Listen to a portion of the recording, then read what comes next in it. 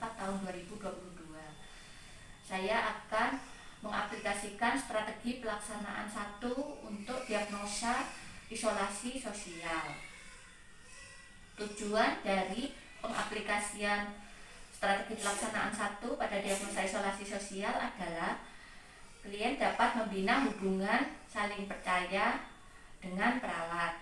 Kemudian klien dapat menyebutkan penyebab dia mengisolasi dirinya. Klien dapat menyebutkan keuntungan dan kerugian membina hubungan sosial dengan orang lain.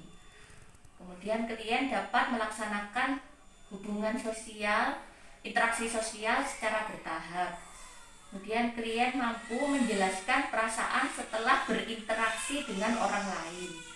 Kemudian klien mampu menjelaskan perasaan setelah berinteraksi dengan orang lain. Kemudian pelaksanaan strategi pelaksanaan 1 pada kasus isolasi sosial terdiri dari fase orientasi, fase kerja, dan fase terminasi. Fase orientasi terdiri dari kita pertama melakukan salam terapeutik, kemudian evaluasi validasi perasaan pasien, kemudian kontrak dengan pasien waktu, tempat, dan kesediaan pasien. Untuk fase kerja, kita mengkaji situasi pasien di keluarga dan situasi perasaan pasien saat ini. Kemudian untuk fase kerja ini kita juga memberikan latihan kepada pasien untuk berinteraksi. Selanjutnya pada fase terminasi kita melakukan evaluasi dari hal yang sudah kita ajarkan kepada pasien, kemudian rencana tindak lanjut dan kontrak yang selanjutnya yang akan kita lakukan kepada pasien berikutnya.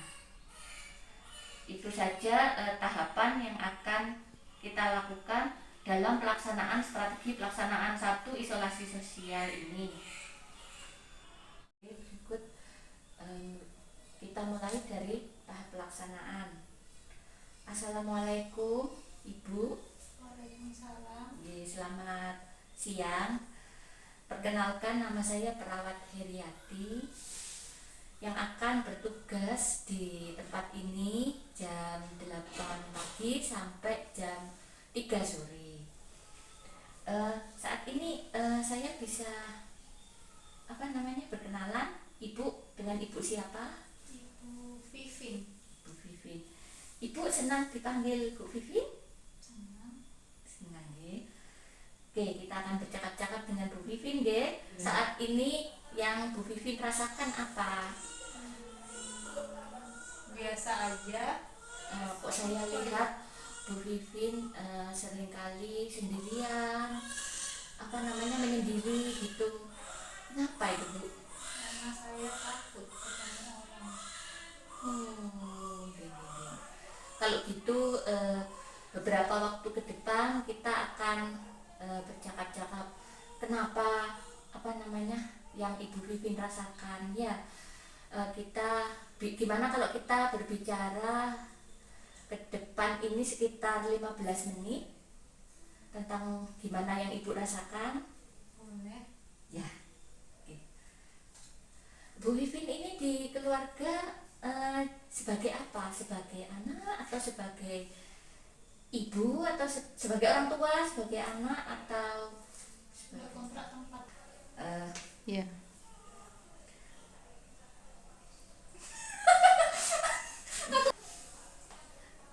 Ini Ibu Vivin bersedia bercakap-cakap di mana dengan saya, ngobrol dengan saya di mana? Apa di tempat ini, di taman atau di yang Ibu senangi? Di sini aja. Di ruangan ini nggih. Ya. Nggih, oke, 15 menit ke depan kita akan ngobrol. Oke. Boleh saya tahu Ibu di keluarga ini sebagai cucu, sebagai anak atau sebagai orang tua? Saya anak Anak, ya. Dari berapa bersaudara? dari 2. 2 bersaudara. Ya. Yang di keluarga itu yang paling dekat dengan Ibu siapa? Ibu saya. Ibu ya. Dekat dengan Ibu itu karena gimana? Karena Ibu enak diajak ngobrol atau karena Ibu Iya. ngerti atau gimana? Kalau di rumah sakit ini ada nggak yang paling dibenci sama ibu? Nggak ada. Nggak ada ya. Kalau gitu apa namanya, supaya ibu nggak sendirian lagi ya, gimana kalau kita belajar berkenalan dengan beberapa teman yang ada di sini ya, terutama sesama teman ibu di rumah sakit ini. Gimana kalau saya ajarkan cara berkenalan? Oke. Nanti akan saya beritahu cara berkenalan dengan sesama teman yang ada di sini. Pertama, ibu berjabat tangan dulu dengan sesama temennya, oke. Terus disebutkan nama, kemudian hobi. Gimana sekarang kita praktekkan cara berkenalan ya, seperti yang saya sebutkan tadi. Permisi, izinkan saya berkenalan dengan Anda. Nama saya Heriati, hobi saya membaca. Namanya ibu siapa? Nama saya Vivin, hobi saya membaca. Oh ya, seperti itu ya Bu ya. Jadi nanti caranya berkenalan dengan sesama teman di sini seperti itu ya. Nanti setelah berkenalan ibu bisa bercakap-cakap hal-hal lain dengan temannya ibu, misalnya rumahnya mana, kemudian hobinya apa,